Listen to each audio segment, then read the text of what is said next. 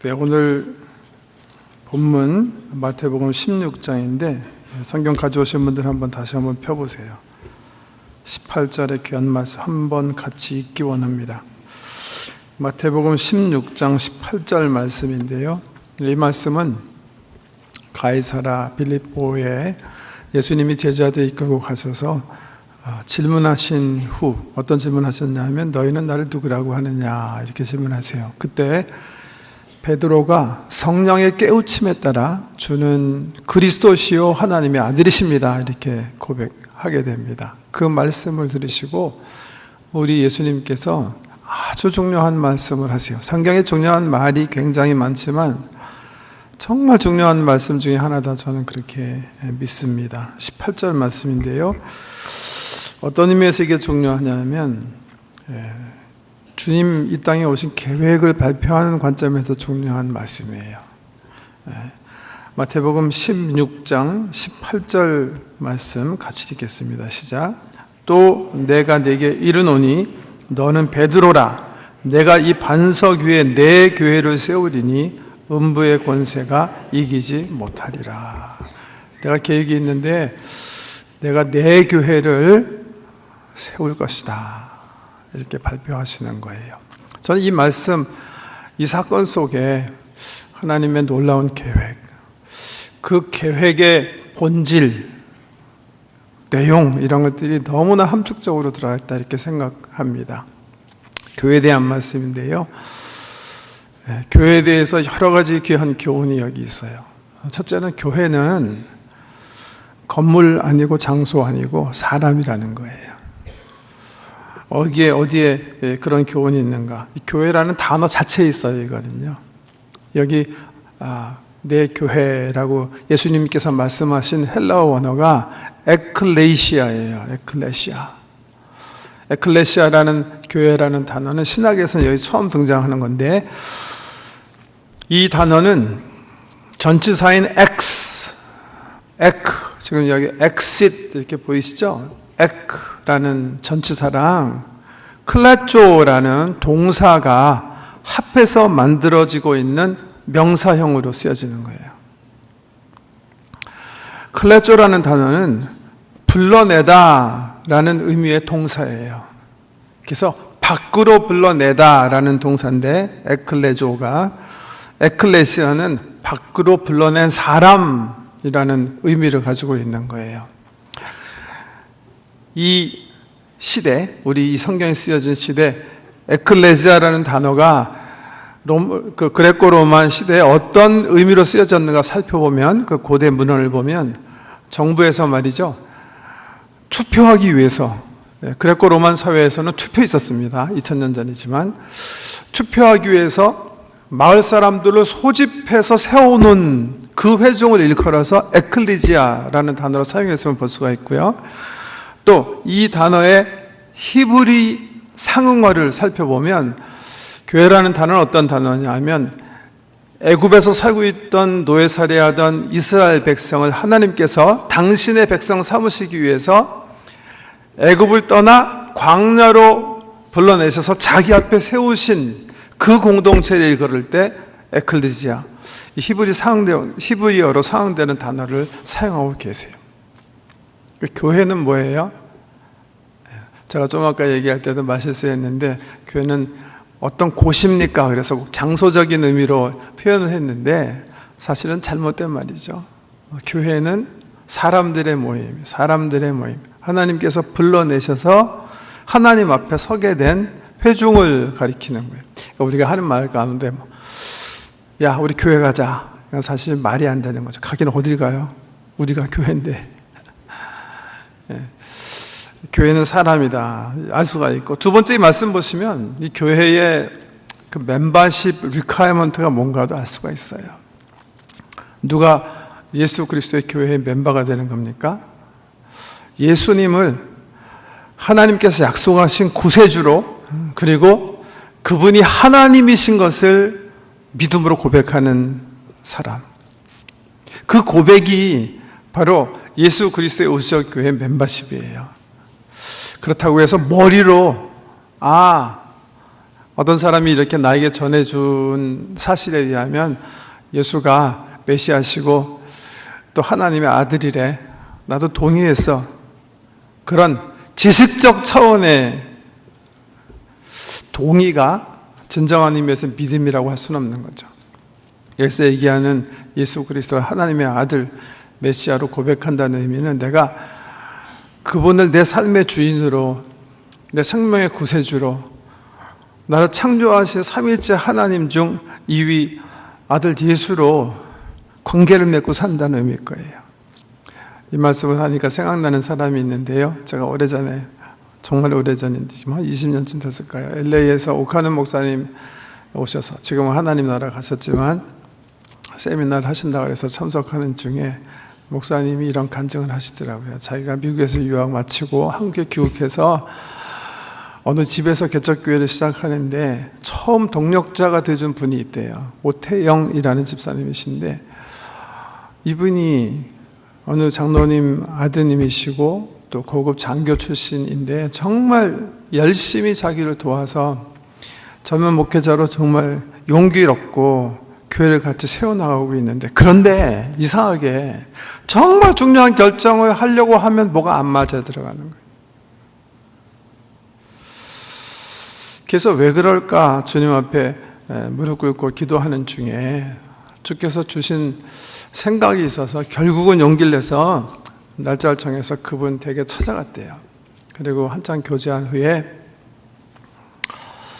자기가 가져온 책자를 이렇게 꺼내서 오 집사님에게 얘기했대요. 집사님, 내가 사실 집사님 집에 방문한 거는 집사님과 이거 공부하기 위해서 왔어요. 그 책자는 캠퍼스 크루세이 for Christ, CCC, 대학생 대학 선교 한국 크리스찬 기독 대학생에서 만들어낸 전도 소책자예요. 거기 보면 아주 기본적인 복음의 개요가 이렇게 적혀 있어요. 하나님 당신을 위해서 위대한 계획을 갖고 계십니다. 그런데 그 계획을 당신이 살지 못하는 이유는 당신이 죄인이기 때문에 그렇습니다.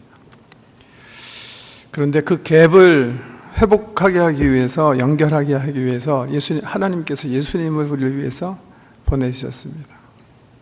당신은 예수를 당신의 삶의 주인으로, 구세주로 영접하면 그 계획에 참여하실 수가 있습니다. 그런 내용이고, 맨 마지막에 보면 이렇게 동그란 그림 2개가 나와요. 유명한 그림이죠.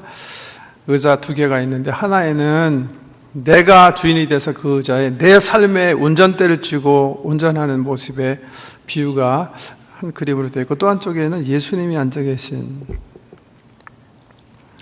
그래서 그 오태영 집사님께 이 마지막 이 그림을 보여주면서 목사님 말이, 오카는 목사님 간증을 떨리는 마음으로 물어봤대요. 왜? 이분이 정말 기분 나빠할 수 있거든요. 저희보다 나이도 드신 분이고 평생 교회에서 신앙생활 하신 분이고 지금까지 수개월 동안 자기 도와서 이미 교회의 중요한 일을 감당하시는 분이시기 때문에 정말 비위상하는 그런 질문일지도 모르지만 그래도 성령께서 인도하신 대로 물었대요. 집사님은 어느 쪽 그림이 집사님의 삶을 묘사한다고 생각하세요? 잠시 침묵이 있은 후에 그 오태영 집사님이 그때 그러시더래요. 목사님, 왼쪽에 있는 그림이 내 그림이라고 말하고 싶은데 정말 생각해 보니까 내가 내 삶의 운전대 주인으로 살고 있는 것이 틀림없습니다. 그래서 집사님이 목사님과 함께 그 시에 예수님을 정말 생명의 구세주로, 삶의 주인으로, 자기 삶의 주인, 헤드 되신 분으로 다시 모셔드리고, 그 이후부터 목 목사님 말씀하시기는 정말 한 마음이 되어서 머리 대신 주님 순종하며 교회 기초를 닦을 수 있었다. 20년 전에 들은 간증인데 잊지 않고 정말 생생하게 기억나는 그런 귀한 간증이에요. 예수 그리스도의 교회, 그가 만들어 나가시는 교회 멤버십은요, 예수님이 내 운전대를 진 사람들의 모임이에요. 그분이 내 주인 되시는 거예요. 오늘 본문에서 얘기하시는 내용이에요. 베드로가 고백한 것처럼 당신은 하나님이시고 우리의 구세자 메시아 되십니다 하는 그 관계 속에서 우리는 교회의 일원이 되는 거예요. 세 번째, 교회에 대해서 하신 말씀 18절 한번 보세요. 이렇게 얘기하고 계세요. 또 내가 네게 이르노니 너는 베드로라. 내가 이 반석 위에 내 교회를 세우리니 음부의 권세가 이기지 못하리라. 19절에 보면 18절 하반절에 보면 음부의 권세가 이기지 못하느니라. 세 번째, 교회에 대해서 얘기하시는 것 가운데 중요한 진리는 교회는 반드시 승리한다는 거예요. 사탄이나 죽음이 우리를 이길 수가 없어요. 왜? 하나님의 주권적인 선포기 때문에 그래요. 교회는 승리하는 것이다. 음부의 권세와 사탄이, 죽음이 결코 이길 수가 없다. 역사의 주관자이신 하나님께서, 우리 주님께서 직접 주권적으로 선포하시고 약속하신 말씀이기 때문에 하나님의 교회는 이 땅에서 영원할 줄 믿으시기 바랍니다. 비록 12명 작은 소수로 갈릴리에서 시작했지만 지금 보세요. 전 세계 모든 열방 민족 그 방언 가운데 24억이나 되는 엄청난 하나님의 백성이 예수 그리스도의 우주적 교회를 이루고 있지 않습니까? 우리 주님의 말씀은 그런 관점에서라도 얼마나 신실하신지 몰라요. 네 번째, 너무 당연한 말씀인데요. 교회는 하나님 거다. 그리고 하나님께서 세워나가신다. 이게 18절에 기록된 너무 귀한 교훈인데요.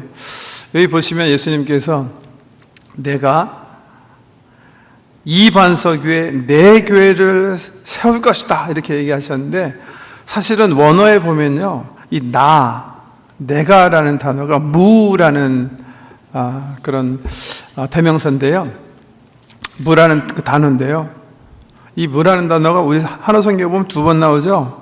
원어 성경에 보면 3번 나와요. 그러니까 사실 원어에 충실하게 번역하려고 했으면 내가 내 교회를 내가 세우리라 해요. 그만큼 철저하게 이 교회를 얘기하시면서 주님은 교회가 자기 것임을 분명히 밝히고 계시는 거예요. 세상에 어떤 교회도 목사의 소유가 될 수가 없고 장로의 소유가 될 수가 없고 성도의 소유가 될 수가 없는 거예요. 교회는 그 소유주가 하나님이세요.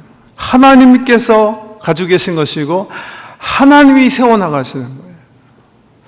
지금은 그런 정말 부끄러운 광고가 있는지 모르겠는데요, 제가 몇 년 전에 한국에 나갔을 때 한국 교계에 충격적인 광고가 있어서 막 신문 탄 적이 있어요. 그 광고가 아직도 옛날 거겠지만 구글 내 금방 떠올리는 그런 광고인데, 그것도 기독교 신문에 난 거예요. 금매 실 200평 공부방 운영, 성기금 무료 기증, 성도 다수, 매 1억 4천. 이런 건 교회 아닙니다. 저는 이런 사이트를 광고 내는 기독교 신문도 이건 사입이라고 생각해요. 교회 주인은 하나님이세요. 회중도 교회 소유권을 얘기할 수가 없는 거예요. 주님이 그 사실을 오늘 말씀에서 분명히 밝히시는 거예요. 내가 내 교회를 내가 세우리라. 거기에 서브트루트가 있어요. 종속적 진리. 뭐예요? 근본적으로 예수 그리스도의 교회는 하나예요.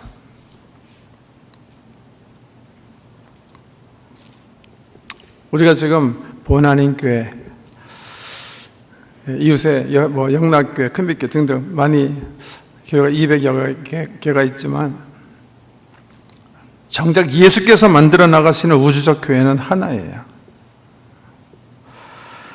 진짜 교회는 하나라는 거예요. 그 교회는 예수께 속한 것이고 예수께서 직접 만들어 나가시는 거예요. 그렇기 때문에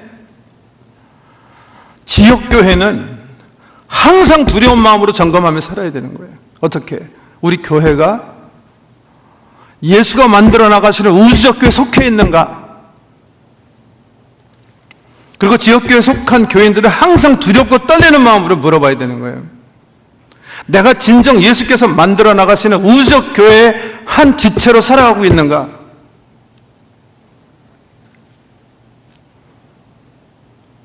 아니면 정말 가라진가? 이거는 각자에게 너무나 중요한 퀘스천이에요. 주님은 외형이나 형식을 중요하게 생각하시는 분이 아니에요. 그분은 외모를 취하시는 분이 아니에요. 그분은 우리의 심령, 우리의 중심을 중요하게 생각하시는 분이에요. 내가 참 예수 그리스도의 우주적 교회에 속해 있는가 아닌가? 그건 주님 아세요. 그리고 성도님이 아실 거예요. 우리 주님은 중심을 보시고 우리의 진심을 알기 원하시는 거예요. 내 고백이 의미 없는 말장난인지 아니면 정말 내가 내 삶에 예수 그리스도의 생명의 구주로 하나님으로 예배자로 내가 살고 있는지, 거기서 보이는 교회와 보이지 않는 교회가 갈라지는 거예요.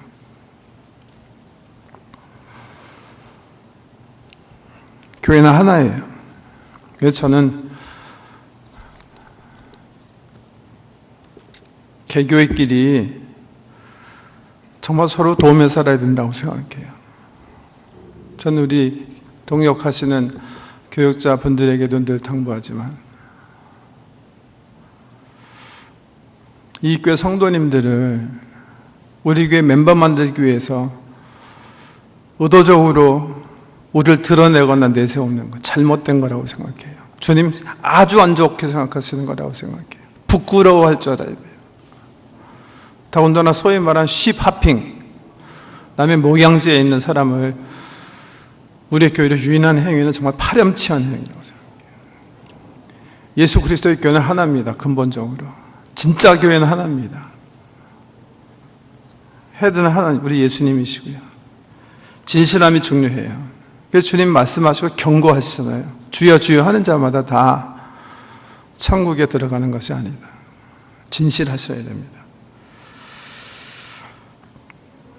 마지막으로 오늘 이 본문 말씀의 중요한 교회에 대한 내용인데요. 교회는 하나님의 원시적 계획이고 예수님이 이 땅에 오신 이유다. 사실 교회는 하나님의 원시적 계획이고 이 땅에 예수께서 오신 이유다. 19세기 이후에 실존주의라는 철학이 등장하고 세상 사람들이 점점 19세기 이후에 정말 개인중심적이 됐어요. 그 영향으로 제 생각에는 복음도 굉장히 이기적이고 개인주의적이 된 것 같아요. 우리가 보통 복음주의자들, 보통 현대교회 사람들에게 예수님께서 이 땅에 왜 오셨습니까? 이렇게 물어보면 쉽게 너무 대답하시는 것 같아요. 날 위해서 오셨다. 죄송하지만 오늘 찬송도 그랬죠. 날 위해 이 땅에 오신 주님, 날 위해 죽으신 주님. 맞아요. 부족한 게 있어요, 여러분. 궁극적인 대답은 아니에요. 하나님께서 우주를 창조하셨는데 날 위해 창조하셨습니까? 아니에요. 큰 오해세요. 당신의 영광을 위해서 창조하셨어요. 하나님께서 우리를 당신의 형상으로 만드셨어요. 나 위해서 만드셨나요? 아니에요. 당신의 기쁨을 위해서 만드셨어요. 하나님께서 이 땅에 예수 그리스도를 보내셨어요. 예, 죄 가운데 있는 우리를 위해서 십자가에서 달려 죽으시고 부활하시면서 우리를 함께 일으키시기 위해서 오셨어요. 날 위해 오신 거 아니에요. 하나님 계획 때문에 오신 거예요. 제가요 철학 공부할 때 기억에 남는 제 머리에서 맞아 동의했기 때문에 잊혀지지 않는 그 교훈 가운데 제가 철학 첫 시간, 그러니까 필로소피 101 같은 인트로덕션 코스에 디 소사라는 폴리시 계통의 교수님께서 하신 말씀인데 그분이 이렇게 말하더라고요. 제군들, in philosophy, knowing the question is the half of the task of the investigation. 뭐 이런 의미예요. 철학에 있어서 정말 중요한 것이 있는데 물어봐야 되는 질문이 어떤 질문인지 아는 것이다. 사실 뭐를 물어봐야 되는지 알면 질대 반은 먹고 들어간 거다. 그런 의미예요. 정말 본질적인 물어야 할 질문이 있어요. 오늘 본문 말씀, 예수께서 하신 말씀은 우리가 꼭 물어야 하고 알아야 되는 질문에 대한 답이에요. 왜 하나님께서 우주의 역사를 시작하셨는지, 왜 그 가운데 예수 그리스도 이 땅에 보내셨는지 이유가 있어요. 날 위해서 아니에요. 여러분을 위해서 아니에요. 당신의 계획이 있으셔서 그래요. 그 계획이 뭐예요? 교회예요. 하나님께서 자기의 형상으로 사람을 빚으신 후에 그 가운데 예수 그리스도를 통해서 하나님의 백성 삼으셔서 주께서 이 우주의 역사를 예수의 재림으로 마감하실 때 아들 예수의 신부로 영원한 나라에서 하나님을 영원히 예배하도록 예정하시고 택하신 사람들을 구별해 내시기 위해서 우리 하나님께서 당신 예수 그리스도의 땅에 보내신 줄 믿으시기 바랍니다. 그게 성경에서 얘기하는 복음이에요. 하나님께서 당신의 영광을 위해서, 당신의 영원한 예배를 위해서 우주 역사를 시작하시고 그 가운데 하나님 형상으로 사람을 만드시고 예수 그리스도를 통해서 예수의 몸된 우주적 교회를 만드시는 거예요. 그래서 하나님께서 새하늘과 새 땅을 시작하실 때 영원한 나라에서 바울이 고백했던 것처럼 우리의 구하거나 생각하는 것 더 이상으로 늘 능히 하실 이에게 교회 안에서와 예수 안에서 영광이 대대로 무궁하기를 원하노라. 그 영원한 예배를 주님은 창세 전에, 그래서 바울이 이렇게 예배해요. 그 계획은 영원 전에 하나님 속에 감춰진 비밀이었는데 구약 이스라엘 백성들이 알지 못하고 감추어 놓았던 것인데 다른 세대 사람들의 아들들에게는 알리지 아니하신 것인데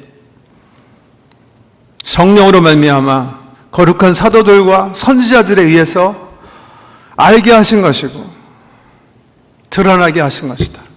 그런데 그 계획은 영원 전부터 예수 안에서 창조주 하나님께서 계획한 계획이다. 교회는요, 하나님 창조 역사의 핵심 목적이에요. 그걸 통해서 주님께서 영광 받으시기 원하는 거예요. 그리고 이 땅에 오신 예수 그리스도가 이 땅에 오실 수밖에 없는 이유. 저는 가끔 고백하지만 사실 부끄러운 이유로 저는 제가 맨 처음에 정말 주님께서 나를 사랑하시는 거 알고 그분의 사랑이 너무 감격스럽고 너무 감사하고 그분 살아계신 게 너무 확실했기 때문에 그분 선교에서 신학을 결심했지만 원초적 질문, 제가 물어야 할 질문을 질문하지 않고 목회를 시작했어요. 그래서 하나님 계획인 교회 때문에 오히려 제가 많이 실망을 하고 혼돈된 상황에서 학교로 돌아간 적이 있어요. 학교 가서 다시 처음부터 물어본 거예요. 하나님, 왜 저를 부르셨나요? 뭐 하시기 원하는 건가요? 예수는 왜 보내셨나요? 사랑하면 되지 왜 뭐 하시는 건가요? 그 원색적인 질문을 다시 37, 8살에나 다시 하게 됐어요. 그때 말씀을 통해서 깨닫게 된 하나님의 핵심 계획. 제가 얼마 전에 어느 사람들과 이렇게 교제를 하게 됐는데 서로 모르는 사람인데 그 사회하시는 양반이, 인도하시는 양반이 이런 제안을 하더라고요. 내가 가장 사랑하는 5가지 단어를 이렇게 한번 생각해보고 그 단어를 나누면서 자기를 소개하는 시간을 갖자. 그런 제안이었어요. 제가 이렇게 생각해보면 내가 정말 사랑하는, 좋아하는 단어가 뭔가? 자유, 제일 처음 떠오른 단어. 어머니, 정말 내가 좋아하는 단어. 그 다음에 떠오른 단어가 있었어요. 교회.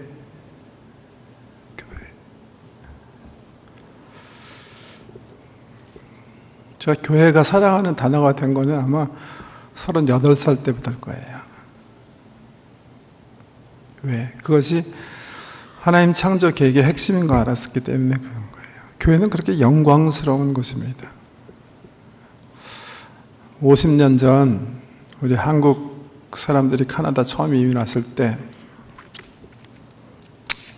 여기 백인교회에서 영어를 함께 예배드리던 성도 가운데 한국말 예배를 사모하고 블루와 남단 스파다이나 선상 낙스처치에서 별관에 모여 처음 예배를 드린 게 우리 교회 설립입니다. 내년이면 50주년 우리가 셀레브레이트 하게 되는데요.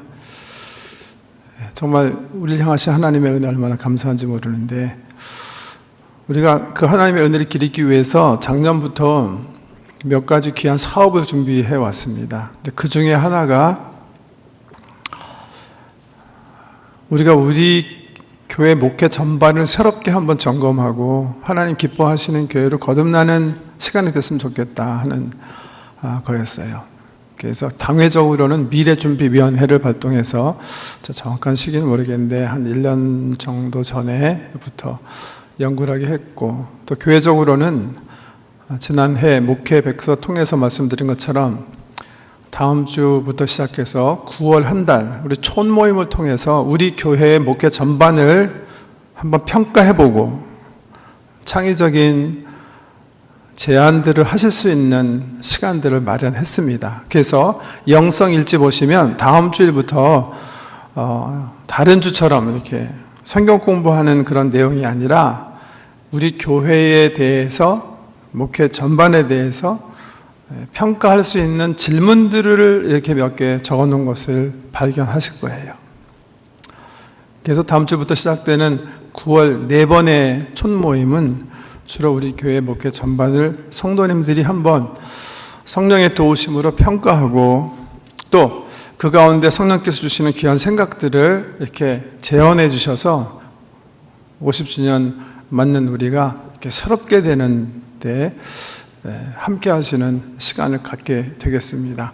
제가 주보 2면에 그 글에 대해서 잠깐 소개해 놨는데 평가하는 틀이 있어야 되잖아요. 그래서 틀을 세계적인 교회 연구소인 자연적 교회 성장 연구소에서 수년 전에 발표해서 교회 모든 어떤 인정을 받은 그 8가지 틀을 사용해서 우리를 점검해 보려고 합니다.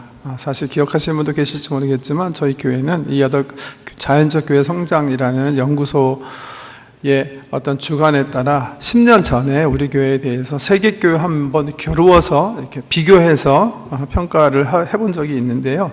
이번에는 우리 성도님들이 직접 우리 자신들에 대해서 평가하는 시간을 이 8가지 틀을 가지고 사용해 보려고 합니다. 영성일지에 보시면 이 8가지에 대해 생각하기 위해서 더 좀 세분적인 질문을 해놨습니다. 그런데 너무나 구체적으로 묻진 않은 이유가, 그렇게 되면 결국 질문 때문에, 아까 말씀드린 것처럼 질문 때문에 답이 결정되시는 형국이 일어날까봐 너무는 구체화하지 않고 중요한 퀘스천들을 이렇게 물어봤으니까 그 퀘스천을 가지고 촌장님들이 머리를 맞대시고 촌원들과 의논하시고 수정해야 될 분, 보완해야 될 분, 지적하실 거 다, 또 창조적으로 좋은 제안이 있으시면 우리 촌장님이 다 받아 쓰실 거예요. 그래서 이제 당회에 제출해 주시면 당회에서는 미래준비위원회 촌에서 제시해 준 것을 넘겨서 10월 8일 비전대회 하기 전에 비전대회에서 효율적으로 성도님들이 지적하시고 또 제안하신 것들을 우리 교회에서 수용할 수 있도록 정리해서 보고드려서 10월 8일 보고회를 통해서 우리 교회가 새롭게 조금 이렇게 거듭나는 은총을 누리고자 합니다. 거기 건강한 교회 8가지 특질을 써놨는데요. 그냥 제가 잠깐만 소개해 드릴게요. 잠깐만. 네. 이거는 어떻게 이분들이 한 거냐 하면 자연적 교회 성장에서 세계교회 가운데 1000교회를 이렇게 선정을 했어요. 그래서 이 교회의 어떤 특질들을 연구하기 시작하신 거예요. 성경적으로. 그래서 그 결과로 건강한 교회들, 건강한 교회라, 큰 교회라고 해서 다 건강한 거 아니고 작은 교회라고 해서 건강하지 않은 교회 전혀 아니고요. 성경 말씀에 비추어서 건강한 교회들이 어떤 특질이 있나를 실질적인 사회학적 연구를 통해서 도출해낸 거예요. 그래서 이분들이 그 발표한 결국을 보면 건강한 교회들, 효율적인 교회들이 이런 8가지 특징을 공유하고 있다. 이렇게 해서 우리 교계가 함께 연구하고 인정한 그런 발표들인데, 그 8가지 특질이 첫 번째 여기 써있는 대로 사역자를 세우는 지도력, 인파워링 리더십인데요. 상대적으로 그렇지 못한, 건강하지 않는 교회들의 어떤 리더십은 어떤 건가 생각하시면 이 말의 의미를 쉽게 이해하실 수가 있을 거예요. 인파워링 리더십의 반대는 독점하는 리더십이에요. 어떤 교회는 너무나 목회자가 모든 일을 다 하거나 또 장로님들만, 당회만 모든 일을 다 하는 그런 교회가 있어요. 그런가 하면 건강한 교회들은 주로 많이 동역하는 교회들이에요. 사람들을 세워서 성도님들이 하나님께서 주신 은사에 따라 중요한 일들을 하게 하는, 함께 동역하는 교회, 이게 건강한 교회 특징이고요. 두 번째, 은사 중심적인 사역, 기프트 오리엔티드 미니스트리의 상반되는 거는 직분 중심적인 교회다, 이렇게 볼 수가 있겠어요. 한국 교회 같은 경우, 예를 들면 집사니까, 안수 집사니까, 권사님이니까, 장로니까 해야 돼. 이거 이 일은 해야 돼. 굉장히 옳은 것 같지만 가장 비성경적인, 왜냐하면 하나님께서 뭐라고 그러셨냐 하면 각 사람에게 그리스도의 은혜의 분량대로 주께서 선물을 주시되, 이렇게 말씀하고 계시거든요.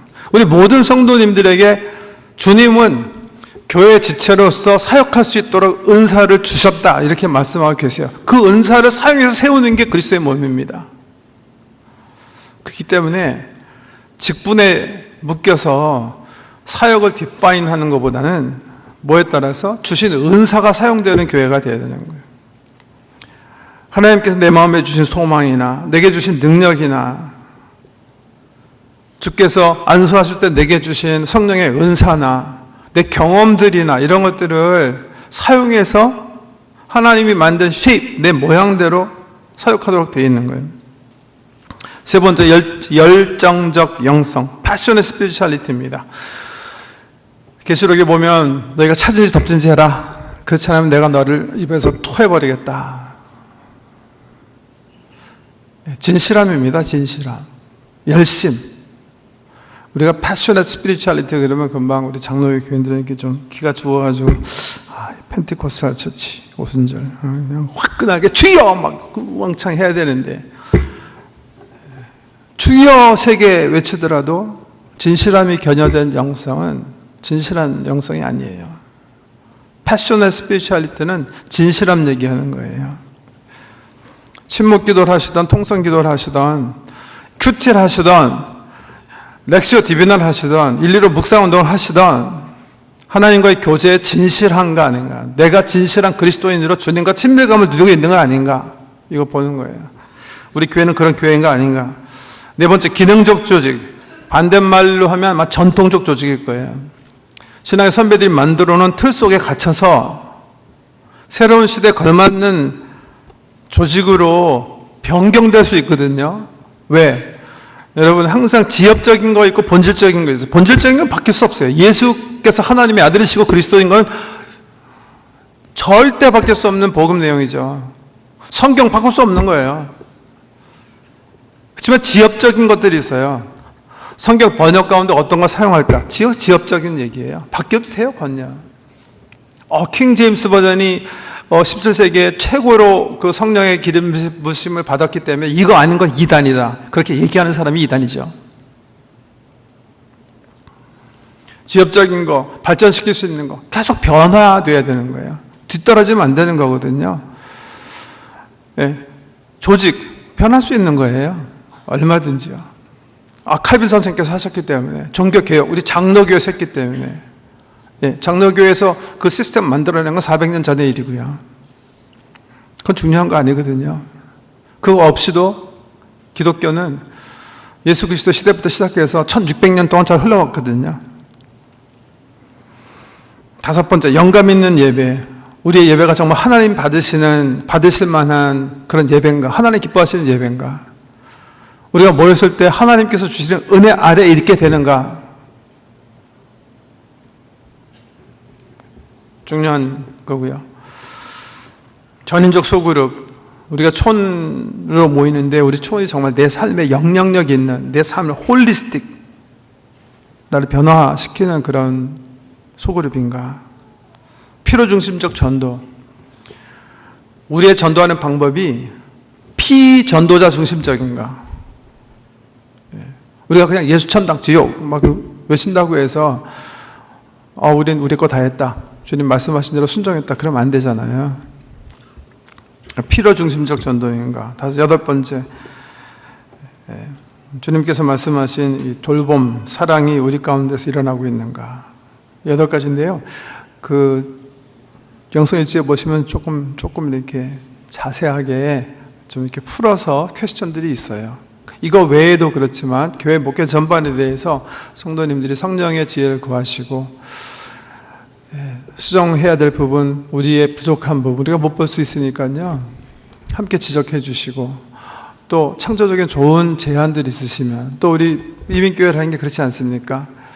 한국에서 많이 다른 여러 교회들을 섬기시는 분들이 함께 교회를 했기 때문에 전통 문화가 다 다른 곳에서 더 의미 있는 경험 하신 분들이 좋은 제안을 하실 수 있으리라고 생각하는데요. 저희가 잘 모아서 보다 주님 기뻐하시는 교회, 또 건강한 교회를 거듭나는데 애쓰려고 합니다. 다시 말씀드린 것처럼 교회, 너무나 귀한 하나님의 계획이에요. 그 거룩한 계획에 하나님께서 저와 여러분을 두셨어요.